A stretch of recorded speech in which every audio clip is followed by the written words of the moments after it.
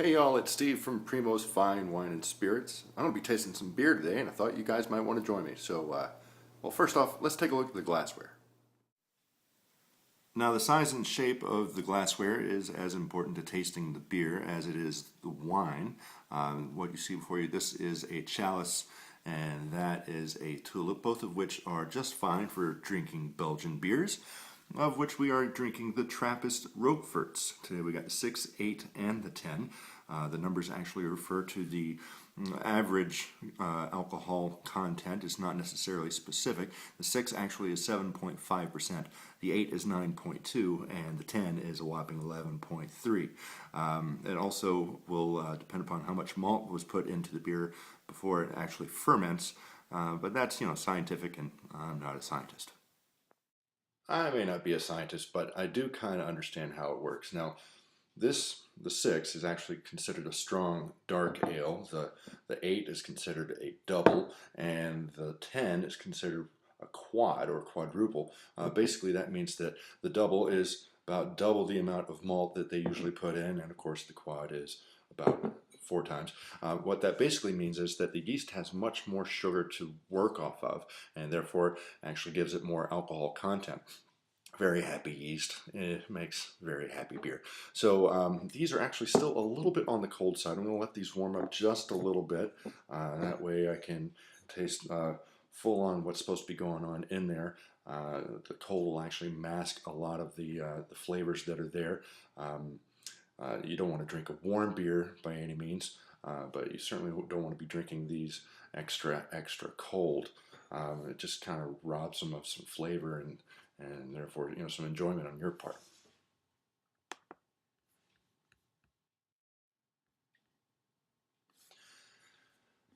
Well, all right, it looks like it's warmed up just about enough for it to be drinkable. I mean, it's always going to be drinkable, don't get me wrong, but hey, look at that. And this is live television. Huh? I guess it could be a little bit colder. That's all right. I can clean that up later. As you can see, it's a nice kind of brown. Got a pretty decent head on it. Get all that goodness out. All right, so what is a Trappist ale? Well, Trappists are monks in Belgium. There's about 7 different monasteries that actually fall under the Trappist category. And each one of the monasteries will only produce as much beer as is necessary to keep their monastery financially afloat and other charitable things that they decide to work on. What that means is that they don't produce a whole lot depending upon demand. Now that may mean that they may run out some years. Let's hope they don't run out, because I'm getting that Belgian yeast. I'm getting a little bit of caramel. I'm getting oh, that's some good beer. I'm getting some like dried red fruit, like prunes and raisins, a little bit of fig, a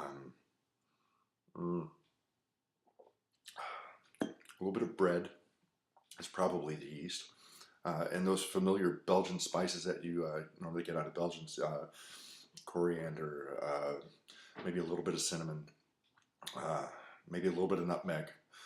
It's still a little bit too cold, believe it or not. As much as it foamed over, you'd think it was warmer, but that just means that I'm not getting as many of the flavors.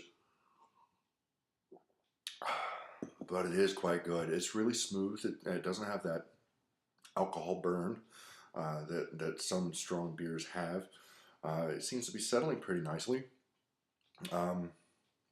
Overall, it's a very decent beer. I would certainly drink this again, and I'm going to, because I'm going to finish it, waste not, want not, right? Oh, that's so good. That flavor kind of lingers with you for a little bit too. It's not one of those that it goes away and you say, hey, what am I drinking? I need to drink some more. It'll stick with you for a little bit. That's real tasty. I'm going to sit here and enjoy this remainder of this one. I'm going to clean up this mess, and I'll be back with you for the 8 here in just a moment. So this is the end of the 6. I wanted to show you guys, see all those little floaty things at the bottom? Yeah, that is sediment. That basically is, let's see if I can get it better. There we go. Little bits of yeast that have stayed at the bottom of the glass. A lot of times beers are bottle fermented. That means that it will be unfiltered and some of the yeast will be hanging out at the bottom of the glass afterwards. Don't be afraid of it. You can eat it or drink it. It's not going to hurt you, but nobody will get mad at you if you decide to throw it out. All right, I want to finish this off and get on to the next one. Just finishing off a little bit of bread as a palate cleanser, because I don't want to confuse the different flavors. Now, I expect the flavors to be pretty similar. Let's hope this one doesn't fizz out. Good, right on. All right, this one again is the 8. It is at 9.2%. All right, a little bit something about the brewery. It is located at the Abbey de Notre Dame de Saint-Remy, outside of a little town called Rochefort in Belgium. And they've been doing their thing since 1595. So they've been doing a good long time. This is the 8. You'll notice it's a little bit darker in color. I get that labeling going there. A little bit darker in color. The head seems to be a little bit better. It's probably because I poured it a little bit better than I did the last time. I was in a little bit of a hurry because, you know, it's spillage. And this one I get a little bit more tang. It's not necessarily sour, but it's definitely more sour than the other one was. But I am still getting a lot of the same kind of aroma notes. Oh yeah, that one's definitely more intense in flavor. I mean, it's not harsh by any stretch, but the other one was definitely smoother. I think this one has a little bit more of a spice characteristic that's more prevalent. It's a big beefier beer. I mean, I guess that's to be expected from, you know, the amount of malt that they put into it, and yeah, it's definitely on up there. Again, I get some of the dried red fruits, the prune, the raisin, but I'm also getting a little sweeter quality, a little toffee, maybe even a little bit of coffee. But this is, yeah, this is definitely. Oh wow, the Belgians really know their beer. I mean, they've been doing it since, you know, almost 1600. So you're looking at over, what is that, 400. Math was never my strong suit. But a little bit over, yeah, math. Okay, fine, whatever. Okay, now I'm babbling, but that's the beer. Anyways, I guess that means I should finish this beer and then we can get on to the 10, the big dog. All right, we'll be back in a few. Might be a little bit longer this time, but then again, there's going to be the cuts and you won't notice. So, no, I haven't finished it yet, but just want to let you know that yes, it's still very good.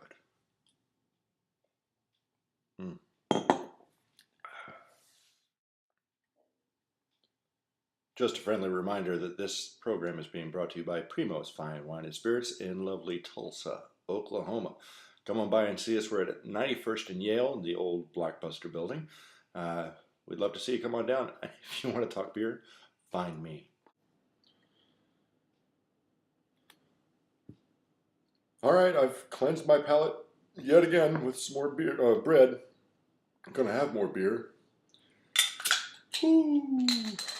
All right, so here's the 10. This one is 11.7%. Oh, look at the dark goodness.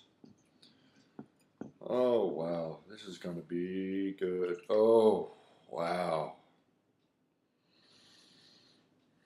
I wish you could see it live from, like, I mean, the camera really doesn't know justice, but it's just a beautiful, beautiful beer. It's a little bit darker, as you can tell. See, dark. Decent head. It kind of dissipated kind of quickly, but we'll see what happens. Why do I smell it first? I'll tell you.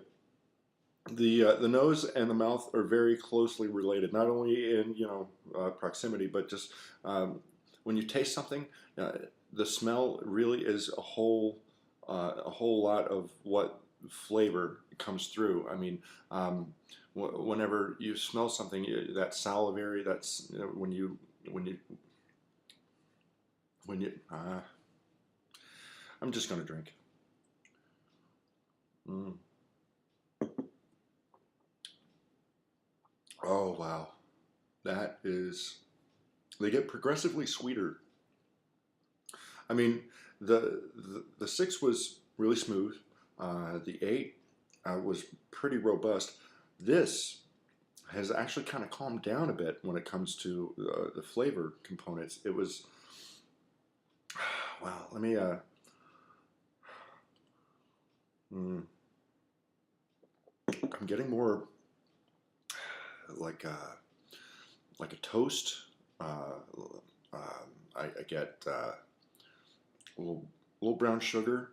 Um, Definitely the fig and the prune and the raisin, but they're more on the back note. The spices aren't as prevalent. Um, it's just wow. It's amazing how different these three different beers are, yet similar. I mean, similar in the fact that they have a lot of the same flavor components, but different in like how they hit you. The six again was pretty mild per se. Uh, the eight, it really kind of slaps you around a little bit. It's more in your face and just kind of up front. But this one's more laid back and because I know that the alcohol content is stronger, it feels like it's lying in wait, like it's waiting. It's ready to pounce on you. If a beer could pounce on you, you wait around long enough, you drink enough of it, it'll sneak up on you. This is this is an excellent beer. Of the three, um, I think that I would probably buy the 10 more often, um, just because normally if I'm drinking a beer for the malty characteristic, which is strangely enough hardly ever, I tend to lean more towards hoppy beers, something a little bit more pungent, more bitter. But during the colder months, the malty stuff really kind of has its place, and this is is pretty darn good. I mean, I'm not saying that I am dismissing the eight or the six because I'm not, because they're definitely great beers in their own right. But this 10 is really nice. Uh, I don't want to say subdued because it's definitely full flavored, but it definitely has its place in the. Ooh, mm. I've been babbling too much. Oh, I've had three really strong beers, and they seem to be kind of catching up to me because I had them in rapid succession. I'll admit. Um, well, I'm going to sign off for now. But I want to remind you that when you're drinking, please drink responsibly. Don't get behind the wheel of a car. That's just stupid. It really is. And when you buy beer, please come to Primo's. When you buy alcohol, come to Primo's. We know what we're talking about. I don't know just beer. I know spirits as well, and everybody else there knows a whole lot about alcohol, and we'll be able to steer you in the right direction of what you're looking for if you don't already know what you're looking for. We'll even steer you towards some new stuff. We're constantly upping the ante, so to speak. We're bringing in new stuff. Um, we're trying to appease a very large market, and we hope to keep your business. Thanks, and there may be more of these coming. Let me know when you come in. Find me. Let me know what you think of this, and if what I can do to make it better. All right. Thank you, and take care. Bye.